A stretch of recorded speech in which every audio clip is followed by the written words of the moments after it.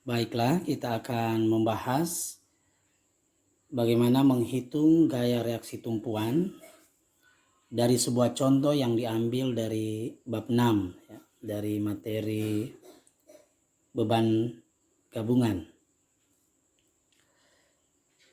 Contohnya seperti yang terlihat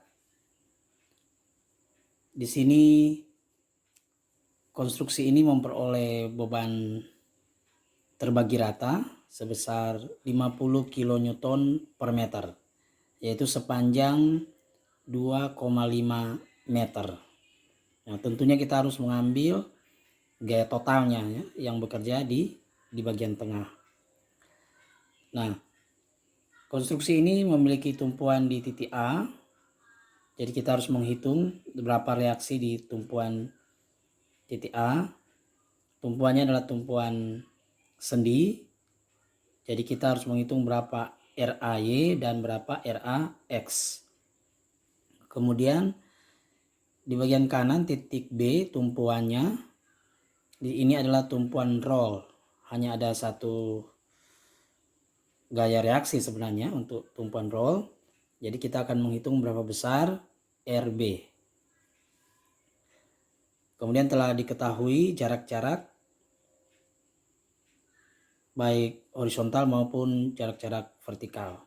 Dan tebal komponen ini juga telah diketahui atau tinggi ya, yaitu 125 kali 2, 250 mm. Nah, kita lanjutkan. Agar dapat menghitung berapa besar gaya reaksi tumpuan, maka pertama kali yang harus kita lakukan adalah menggambar diagram benda bebas seperti yang bisa Anda saksikan sekarang. Nah, ini adalah sketsa diagram benda bebas. Anda lihat di sini bahwa gaya terdistribusi merata tadi sudah digantikan oleh gaya total yang bekerja di bagian tengah ya, bagian tengah dari bagian yang miring ini. Nah, gaya totalnya adalah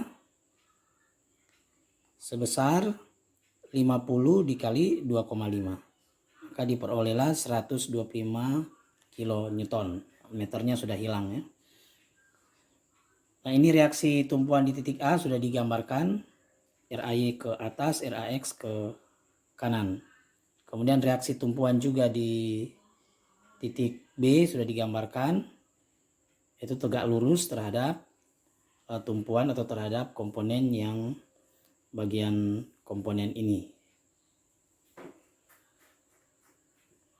Selanjutnya, di sini sudah diketahui kemiringan beban F maupun tumpuan gaya reaksi tumpuan di B. Nah, bagaimana kita bisa memperoleh kemiringan ini? Kita lihat kembali soalnya.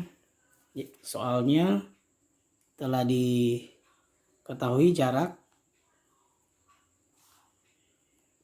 vertikal 1,5 dan jarak horizontal 2 ya, 2 meter. Kemiringan dari komponen atau bagian di sebelah kanan ini, yaitu horizontalnya 2 meter, vertikalnya 1,5. Jadi kalau kita gambarkan, kita sketsa bagian ini. Kita sketsa di sini ya.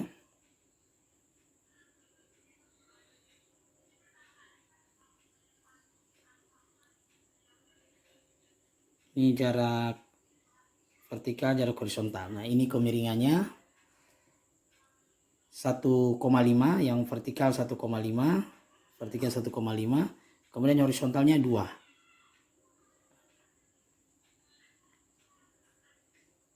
Kalau kita tuliskan di sini 1,5 satuan meter ya, kemudian horizontalnya 2. Nah, kalau kita hitung dengan Pitagoras, karena ini adalah segitiga siku-siku, maka kita dapat sisi miringnya adalah 2,5.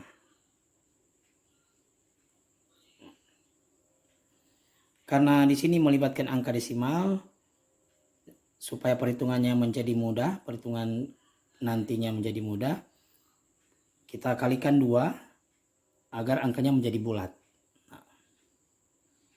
Nah, saya gambarkan lagi.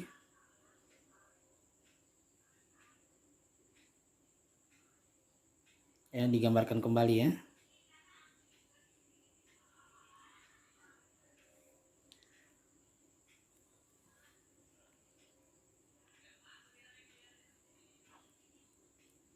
Jadi 1,5 kita kali 2 menjadi 3, kemudian 2 dikali 2 menjadi 4. Dan sisi miring menjadi 5. Ya. Atau kita juga bisa menggambar di bagian atas ya.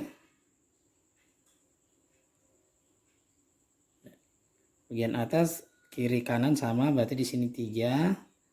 Yang bagian atas ini adalah 4. Bagian tengah sama, yaitu 5. Ya, jadi kita tinggal melihat bagian atas, kemiringannya 4, 3, dan 5.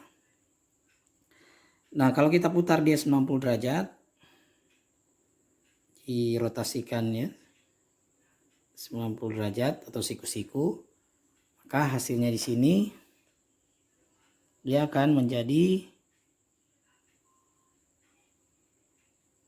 nah seperti ini ya. Ikannya seperti ini. Kemudian jarak atau perbandingannya tentu akan terbalik ini. Yang vertikal berasal dari horizontal 4.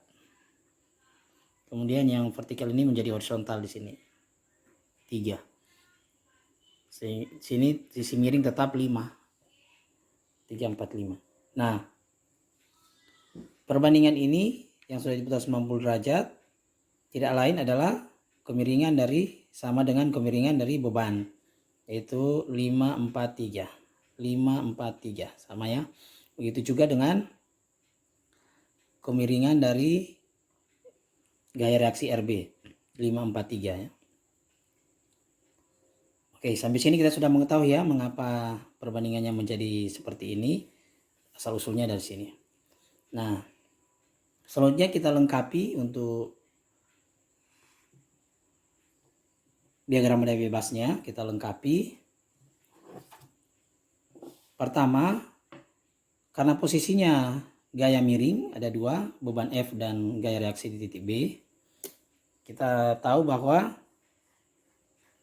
kalau melibatkan gaya dengan kepentingan tertentu, kesulitan kita adalah dalam mencari berapa jarak ya, misalnya jarak dari gaya RB ke titik A, begitu juga gaya F ke titik A, karena jaraknya harus diambil jarak 90 derajat. Nah, kita akan kesulitan menentukan jaraknya.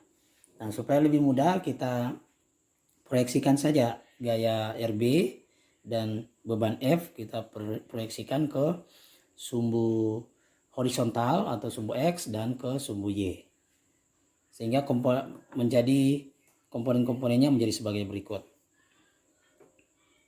Untuk RB kita proyeksikan dia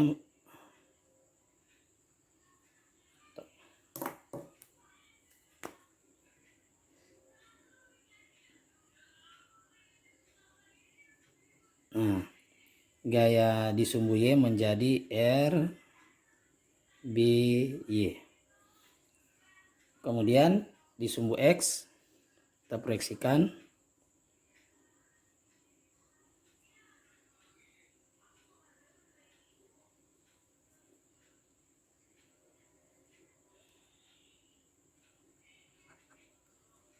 ini menjadi RBX. Kita proyeksikan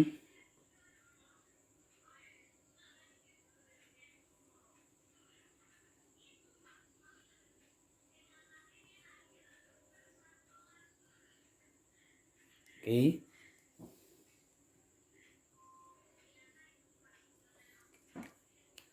Nah, untuk beban F,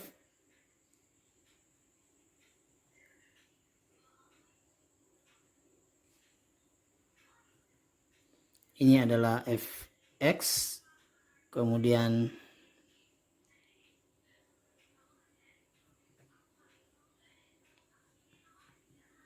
bagian sumbu Y menjadi Fy.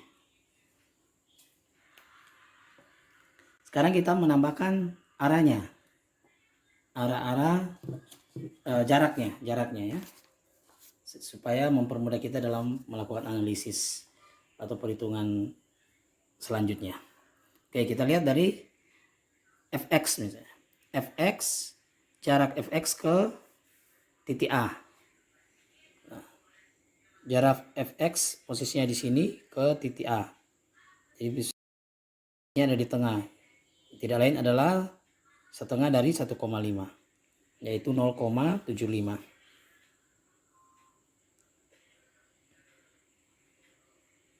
Ya. Kemudian jarak Fy,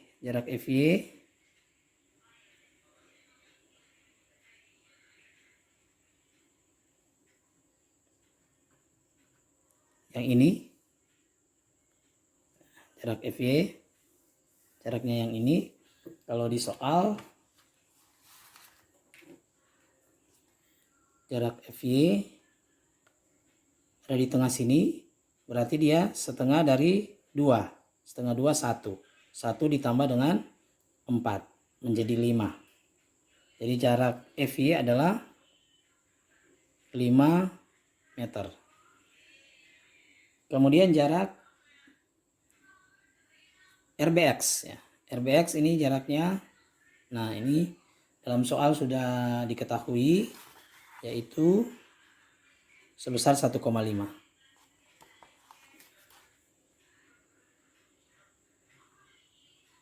Kemudian selanjutnya jarak dari RBY. Jarak RBY adalah yang sepanjang ini, di soal sudah diketahui, yaitu 4 ditambah 2. Jadi 6. Ya. Kita sudah mengetahui jaraknya. Selanjutnya tinggal melakukan perhitungan. Kita mulai dari sigma momen ya, sigma momen di titik A agar kita memperoleh RB. Nah, kita terapkan sigma momen.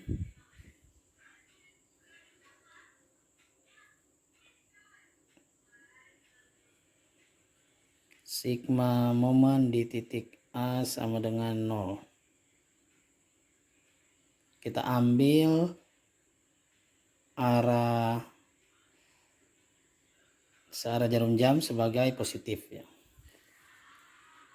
Maka kita dapat Fy dikali jaraknya 0,75. Fy dikali jaraknya yaitu 5.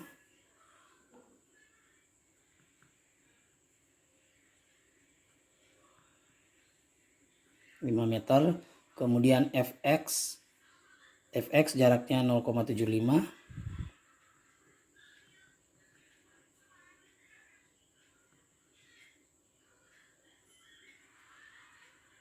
Kemudian Rbx jaraknya 1,5. Rbx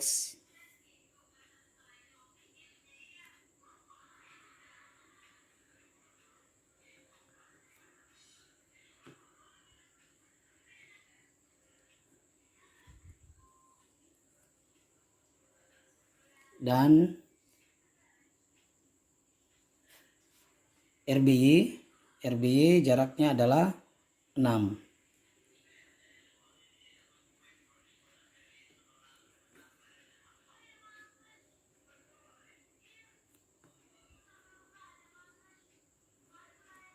Jangan lupa sama dengan 0. Nah, Fy kita tahu Fy melalui perbandingan. Fy jarak vertikal berarti 4 ya. Berarti perbandingan terhadap F 4:5. Fy adalah 4/5 F dikali jarak 5 meter. Kemudian Fx sebaliknya 3/5. 3/5 F dikali 0,75 meter. Selanjutnya Rbx jarak vertikal berarti 4. Rbx terhadap Rb 4/5.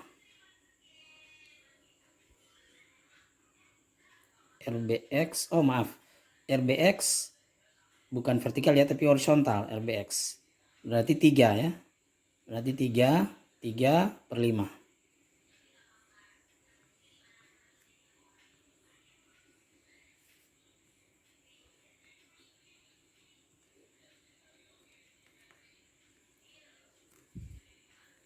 Kemudian RBY sebaliknya adalah 4/5. RB dikali 6 meter sama dengan 0.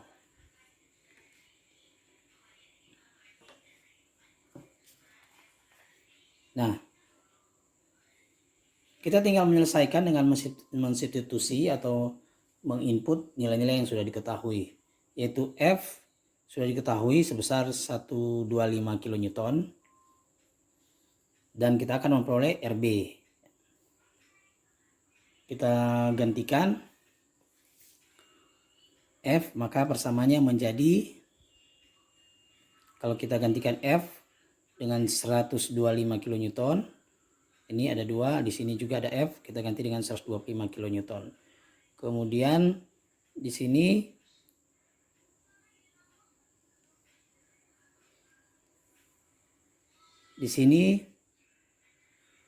RB 3/5 dan 4/5. Kita tinggal selesaikan 3/5 kali 1,5 dan 4/5 kali 6. Maka persamaannya akan menjadi lebih sederhana.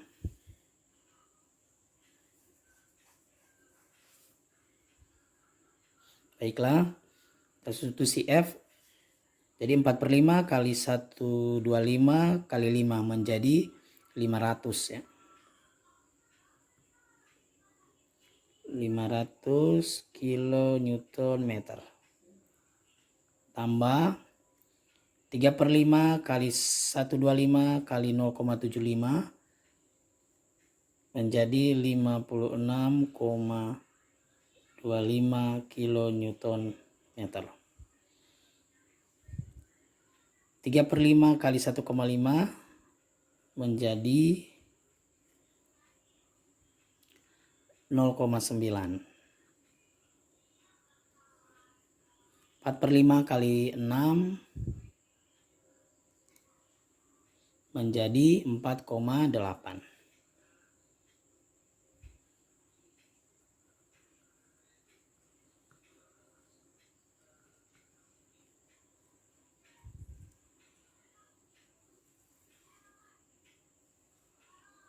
Nah, selanjutnya tinggal kita selesaikan menjadi lebih mudah.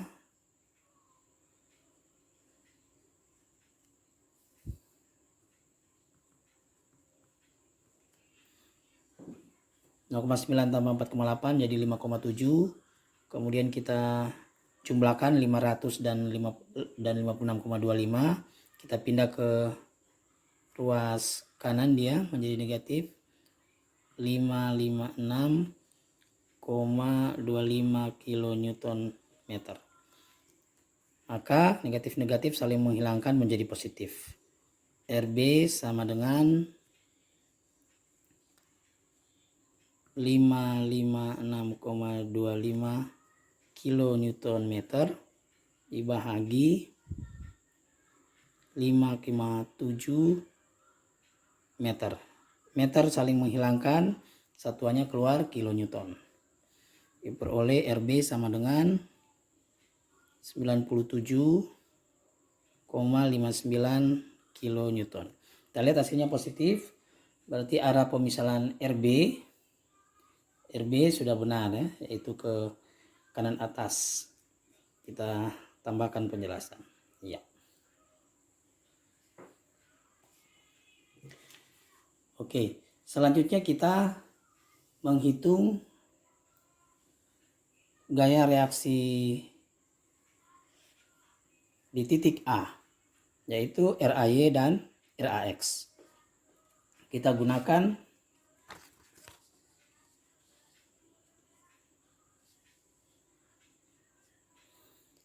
sigma gaya ya. Kalau tadi sigma momen, sekarang kita gunakan sigma gaya. Pertama kita pakai sigma gaya di sumbu X. Sigma gaya di sumbu X sama dengan 0.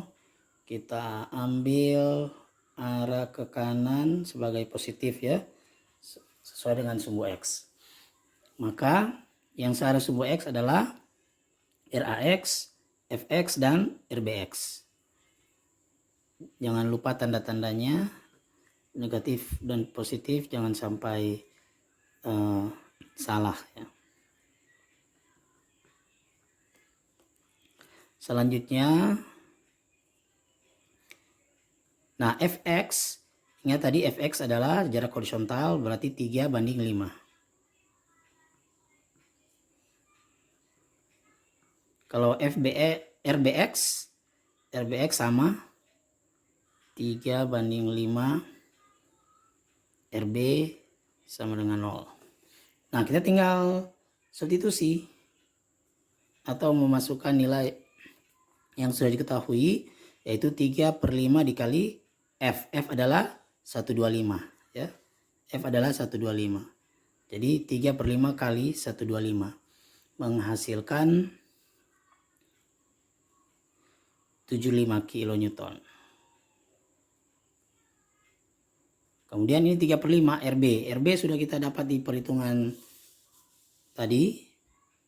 RB ini yaitu sebesar 97,59 RB.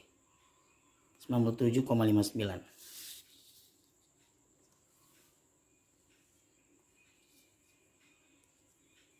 Jadi 3/5 kali 97,59 menghasilkan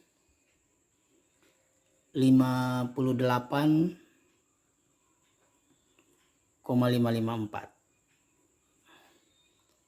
kilonewton sama dengan 0. Selanjutnya kita tinggal menjumlahkan minus 75 dan 58,8554. Hasilnya adalah RAX